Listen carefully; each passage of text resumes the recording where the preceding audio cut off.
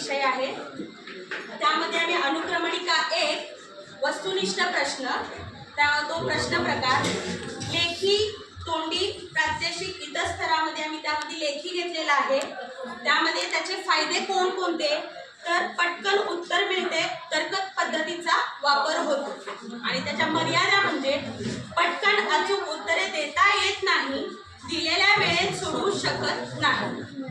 पुढचा आहे प्रश्न प्रकार आवृत्ती प्रश्न, तो आहे तोंडी माहिती असलेल्या ज्ञानावर उत्तरे देतो।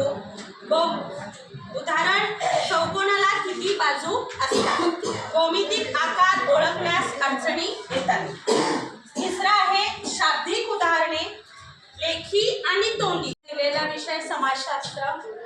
प्रश्न प्रकार निबंध वजा प्रश्न, स्वरूप लेखी स्वरूप आहे त्याचं, फायदे आहे स्वतःचा विचार व्यक्त करता येतात, कल्पना विस्तार करता येईल, विद्यार्थ्यांना अभ्यास करण्याची सवय लागेल। या प्रश्न स्वरूप प्रकाराच्या मर्यादा आहेत, व्याकरणाच्या चुका होऊ शकतात, विषय भरकटू शकतो, वेळ जास्त होतो, विद्यार्थ्याला लेखनामुळे कंटाळा येऊ शकतो। दुसरा प्रश्न प्रकार आहे वस्तुनिष्ठ, लेखी किंवा तोंडी दोन्ही प्रकारे हा विचारला जाऊ शकतो। उत्तरे एका शब्दात देता येतात, सर्व धड्यांचा अभ्यास होतो, परीक्षा विश्वसनीय तरी होते, प्रश्नांची उत्तरे निश्चित ठरविता येतात। याच्या मर्यादा आहेत, उत्तरे देणाऱ्या व्यक्तीला त्याच्या विचारांची मोकळीक नसते, लेखनात अचूकता हवी तरच पूर्ण गुण मिळतील। आम्ही चौघं सादरीकरण करतोय। निर्भरतळी प्रश्न, निर्भरतळी प्रश्नामध्ये चित्र पहा आणि गोष्ट पूर्ण करा। त्याच्यामध्ये आहे लेखी प्रश्न प्रकार आणि त्याचे फायदे आहेत की निरीक्षण करून निरीक्षण शक्तीला वाव मिळतोय, त्याची शब्दसंपत्तीत वाढ झालेली आहे आणि सृजनशक्तीला वाढ होऊन कल्पनाशक्ती स्वाभिव्यक्ती त्या गोष्टी त्याच्या पूर्ण झालेल्या आहेत। पण यात सगळ्यात महत्त्वाची मर्यादा आहे की शब्दसंपत्ती जर कमी असेल तर तो ते प्रेझेंट करू शकणार नाही आणि अचूक लेखनात त्याला अडथळे येणार। गटाचं नाव आहे शिवनेरी आणि गटात आम्ही 6 जण आहोत।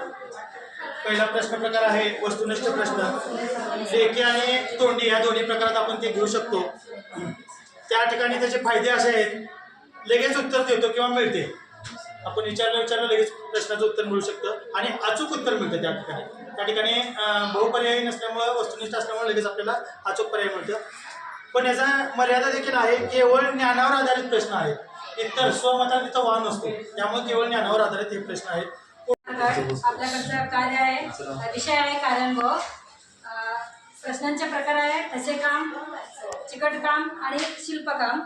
प्रात्यक्षिकामध्ये हा मोडला जाते आणि तिन्ही स्तरावरील विद्यार्थ्यांना सहभाग होऊ शकते, त्यामुळे वर्गातील उपस्थिती वाढण्यास मदत होतो आणि त्याचा मर्यादा आहे कागदी काम करताना व्यवस्थित घड्या करता येत नाही।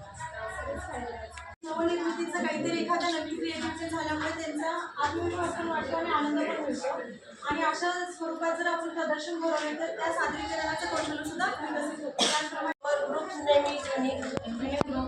Group number 1 subject English, serial number 1 type of questions, objective questions, technique tools, written or oral, advantage of questions, question type to enrich vocabulary, gathering basic information, quick and easy to answer, and their disadvantage of the question type can limit the depth of response, may not provide detailed insights, there may be more complications, and second oral sufficient making process encourages students to demonstrate their understanding.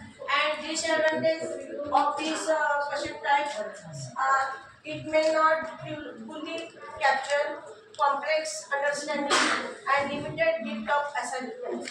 And fourth question type is practical question type. Teaching tool is practical to enjoy content, to encourage stage daring, more engaging for students, and to develop speaking